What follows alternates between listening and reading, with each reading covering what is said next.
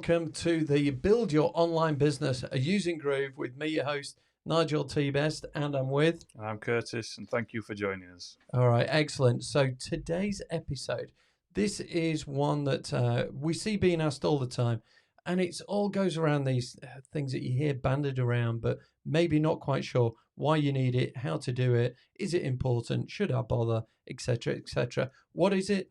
SEO, metadata, keywords, that sort of thing. Is it really that important, Curtis? Is it important? Yes, Nigel, of course. It's very important. If you want to get anywhere on Google search results, you need to have some amount of SEO implemented on your site. Even if it's just the content itself, it needs to be keyword focused. That's a good start, but we'll get into that shortly. Yeah, let's just have a think, folks. So if you're watching us here on YouTube, let's just have a think. Start at the very beginning. What is the purpose of a search engine? So SEO being search engine optimization. What's the, Curtis, what's the point of a search engine? Well, it's to answer a user's question. So, someone's got a question, they're just going to put it in Google. They're either looking for some information or they're looking to do a purchase. If you're offering something like that, how-tos, informational, all sorts. But if you're offering something, you need to make sure it gets passed to the right query and it's getting to the right people, so your product is in front of them, basically. Yeah. So Google's only, well, all right, conspiracy theorists and all the rest of it, world domination theorists can insert their own answer here. But essentially, as a search engine, all it's trying to do is says, I've got someone with a problem, they want an answer, how do I put the two together? And to make life easy for a search engine, if you kind of label things, if you explain the layout of your website, if you put the words of the key customers, your ideal customer in there, if you're giving information that might be in the background, might be something that the general website user doesn't really notice.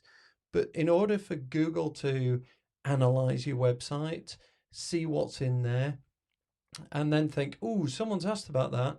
Well, I've got this website here that says it can answer that.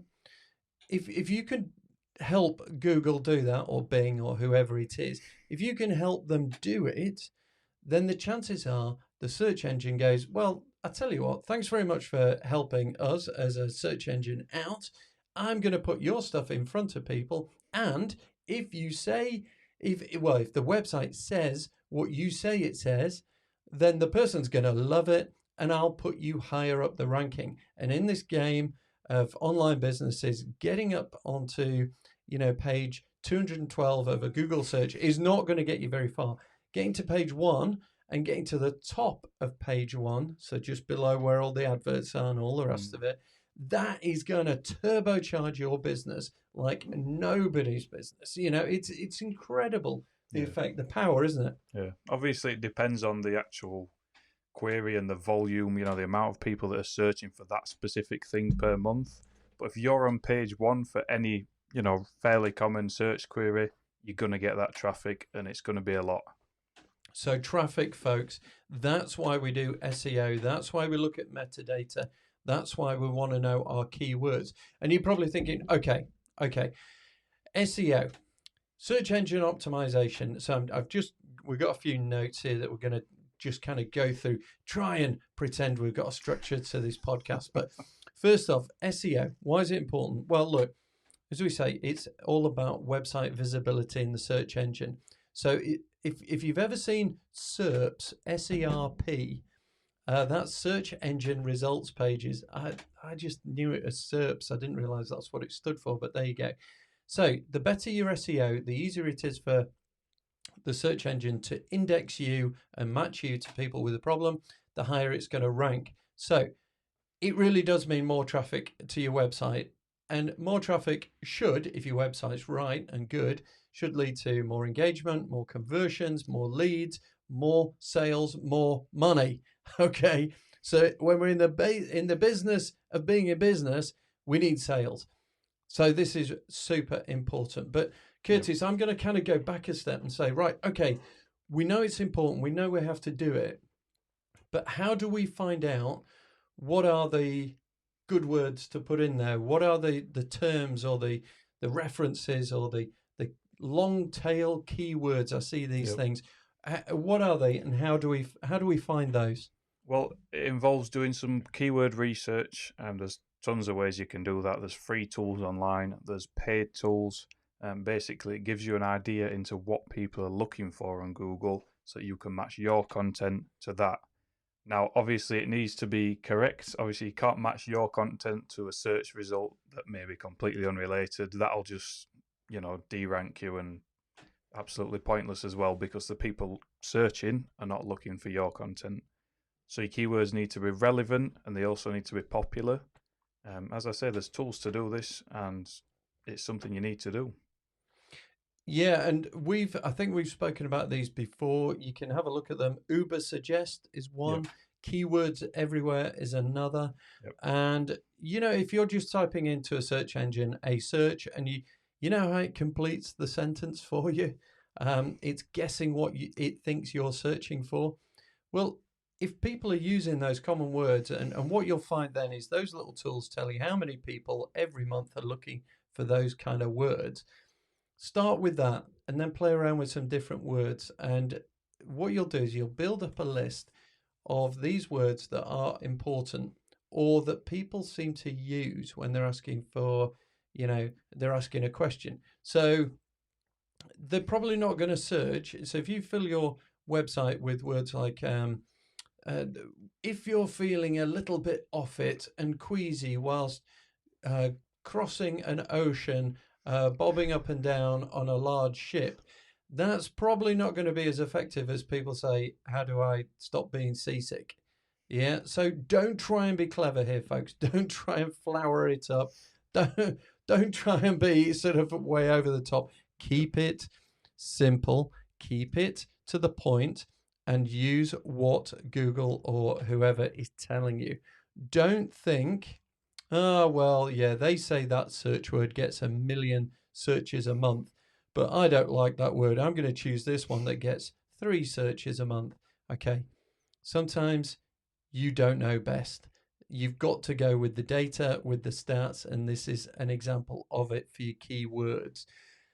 The other thing is, as Curtis says, don't stuff it with, if you do have a seasickness pill or remedy, don't put seasickness, sickness of the sea type thing. Don't be stupid. Just keep it sensible, keep it good, and that will help you.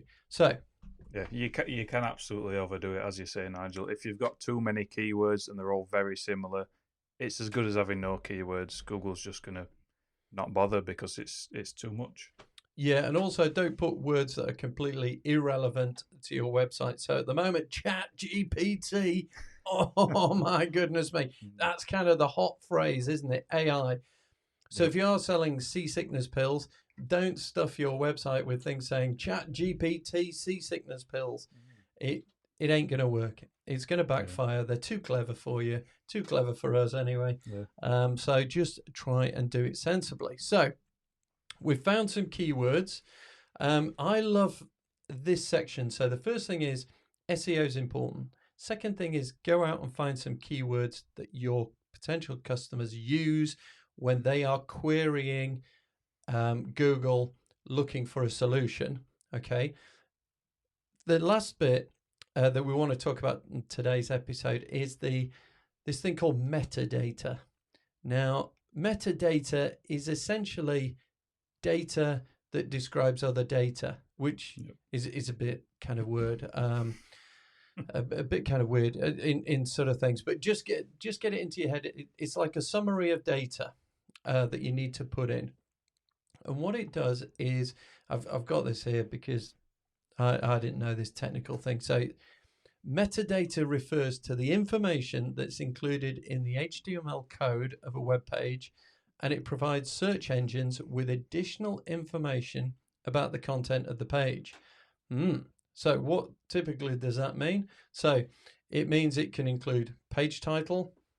Yeah, so it's, you got page titles, descriptions, keywords. This is stuff that isn't visible on the web page itself, But the page title and description, that is what you'd see on the Google search result. And the keywords, that is kind of just in the back end, sort of telling Google what's on the page. And that's just as important as the other two. You need to have these filled in, and they need to be relevant and, keyword optimized. All right, perfect. So what you are finding when you've gone through your keywords and you've got a whole list of keywords and things like that, then there's a way that you can put this together. There's also a way that you can phrase your metadata as well. So I'm just gonna jump in now. So if you're watching us on YouTube, you will see us go in here. But I just want to jump in and have a look at where you'll find it in Groove. So using Groove on your website, and just show you where this stuff is. So I've jumped onto our test site here.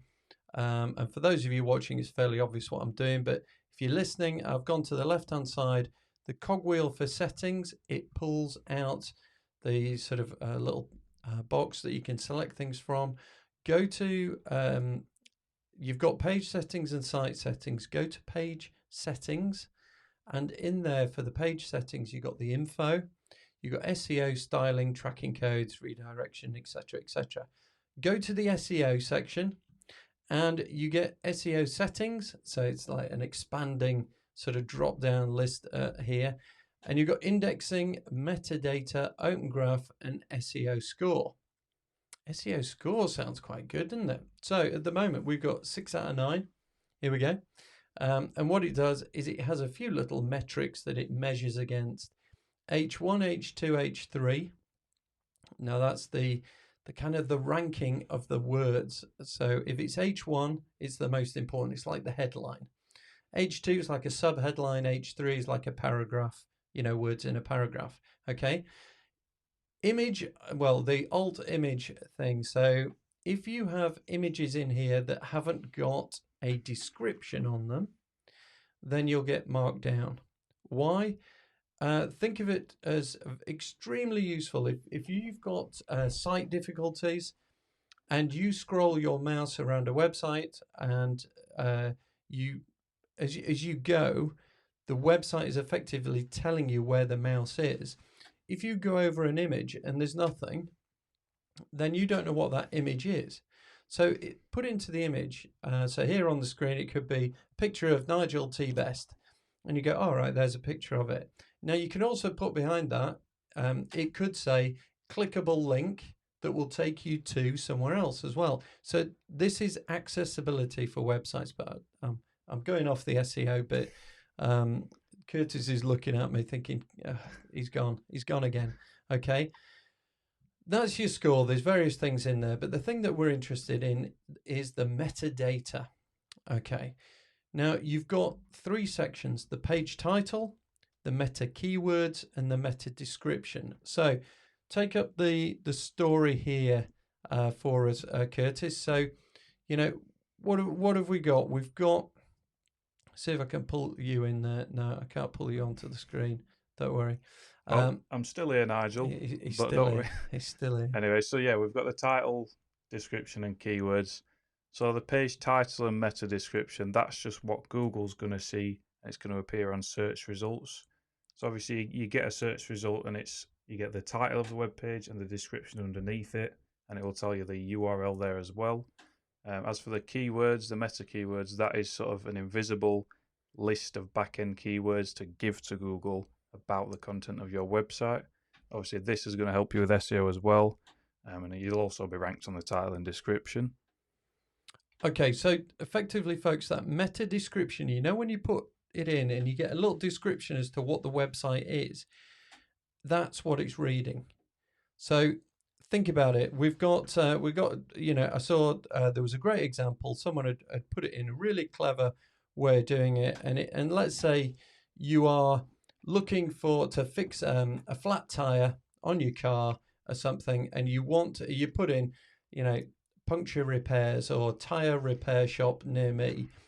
And if you could imagine, if you put into your meta description, looking to fix a flat tire, look no further, the best prices around, click here, directions here. So you put in there the immediate answer to a query. Okay, don't put something cryptic like, "Oh, has your car got one of these at each corner? Are yours flat at the bottom but okay on top?" You know, don't waffle. Don't be silly on here. Put in the answer to the problem. And I'll give you a great example. People were talking about. Let me just come back to the dual view here. So, people were talking about. They've got a question: how tall is Michael Jordan? And if you've got a page on your website that is about Michael Jordan, in your meta description, if you put Michael Jordan, 6 foot, whatever, 7 or something, whatever he might be, 6'7" and 230 pounds or whatever he's described as. If that comes up in the meta description, here's the thing. People think that SEO, you won't score unless people click on your website and get the answer and stay on the website and all the rest of it. And if they can't find the answer, you get penalized. Well, there's a little bit more to it. If you put the result up and yours comes up first and it's right there, Michael Jordan, 6'7", and people don't even click on it, Google will still say, I think I've answered this because the person that hasn't typed it in again, they haven't scrolled, they haven't looked anywhere else for this Michael Jordan answer. I think that meta description on that website is pretty good. It also happens that if you clicked on it and you got the answer very quickly because it's right in the first page of that URL link, Michael Jordan, 6'7", and he clicks straight out, again, Google's going to go, we answered the question. So don't worry too much if you think people aren't staying on your website a long time. If they've got the answer, Google will give you credit for it. It's only if they click onto your website, click off quite quickly, and then keep looking for the answer to that question that Google will interpret that as saying you didn't have the answer to that question. So there you go. Meta description can be pretty powerful, can't it? Yeah, I mean, obviously, in some cases that can only apply to simple queries where you're looking for a text answer. It don't really apply to people looking for, services or to purchase something. That's a bit more complicated. But yeah, generally you can sort of include information in the description and title that may help people, and it will in fact improve your SEO. All right. So just to recap there on here we are, let's pull me up. Just to recap there on the metadata side of things, it includes a page title, a description, keywords. It helps the search engines understand what the page is about and can influence how it appears in search results. So again, it is crucial. So remember, if you're using Groove, go in there, or any other website builder, go in there, make sure you've found your keywords, make sure you've got a great description, engaging, curiosity value, high impact, a hook, all those sort of engaging little descriptions that make you want to click on that because it sounds like you're the place I want to go, you're the website I want to go to. Then there you go. So quick reminder of what we've done. SEO, it's important, folks. Keywords, it's important, folks. Metadata, it's important. Also important. It's important, folks. And it can be quite simple to do. It's not going to give you, 200% increase in traffic overnight, but it's the sort of thing that it will build slowly, and you've got to look at this as a long game, haven't you? Oh yeah, definitely. SEO when you're working on SEO, it's kind of slow results, but it sort of compounds. It doesn't sort of go away once you've got it, and you'll start ranking higher and higher. And again, that'll build your domain authority, something else we'll be talking about at some point. And that means you'll be higher on Google sort of permanently. Yeah, great stuff. So hopefully you found that information in today's episode very useful. If you've got any questions, you can drop us a line, start@groove.builders. And, we love getting responses. We also love it if you could subscribe, follow, share, do all the stuff, stand on top of a soapbox, street corners, shout out Groove Builder's name and things. It all helps.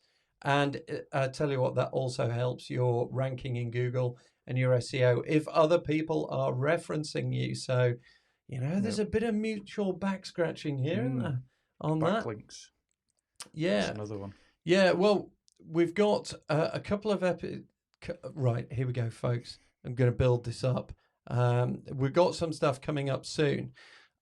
Interviews with people, including, if you're a Groovester, you'll know this guy, including David Lemon. Oh, yes, folks. Oh, yes. He's going to be here on the show very soon. So look out for that episode. It's going to be amazing. He's going to give us the insights, the lowdown, pull back the curtain, tell us so much we need to know about Groove. And I can tell you right now, he is loving it with what's going on there at the moment. Absolutely loving it. And it's great reason we should love it too. Also, just on the SEO stuff, we're going to come up with, Curtis, what's the one that we're doing? Stuff that we didn't really know about a great deal. Yeah, something I've been researching a fair bit recently. It's called schema markup. It sounds complicated. It's a bit of code that you put on your web pages, and essentially it gives Google more information as to what's on that page, and it can bring up what's known as rich results for your web page. So on Google, you can get sort of little snippets of things, so articles, reviews, recipes is a common one, and these will come up direct on Google, and it's incredible for SEO. It's something we've just been looking into recently for our website, so definitely stay tuned for that one. Yeah, excellent stuff. It's stuff to keep coming back to, folks. We're going to share these, help you out, and hopefully help you build your online business using Groove faster, bigger, quicker than you ever thought possible. But until then, my name's Nigel T. Best. I'm Curtis. Thank you for joining us. Cheers then. Bye for now.